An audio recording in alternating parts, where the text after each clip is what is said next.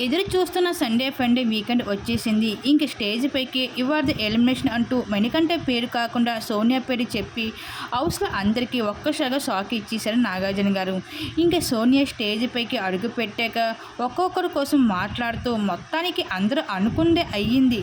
నేను ఫైనల్గా నాగార్జున గారు మీ ముందుకి అయితే వచ్చేసాను అంటూ ఎంతో ఎమోషనల్గా చెప్పుకుంటూ వచ్చేసింది సోనియా ఇక్కడ.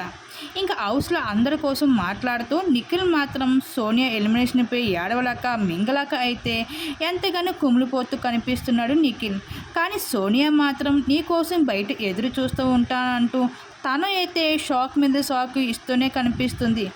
అయితే నిఖిల్ బయటికి వెళ్ళాక కూడా సోనియాతో ఇదే రిలేషన్ కొనసాగిస్తారా లేదో తెలియదు కానీ హౌస్లో ఉన్నన్ని రోజులు సోనియా సోనియా అంటూ సోనియా చేష్టలకే హౌస్ మొత్తమే కాదు ఆడియన్స్ కూడా ఎంతలాగా విసిగిపోయారు అంటే బయటికి వెళ్ళాక నిఖిల్ సోనియా కలిసి ఉంటే ఇంకా ఆ పేరుని ఎప్పుడు విడిపోతారా అంటూ ఎదురు చూసేలాగా ఉన్నారు. దానికి సోనియా హౌస్ నుంచి బయటికి రావడంతో నిఖిల్ ఫ్యాన్స్ అయితే ఎంతగానో హ్యాపీగా ఫీల్ అవుతూ పండగ చేసుకుంటున్నారు.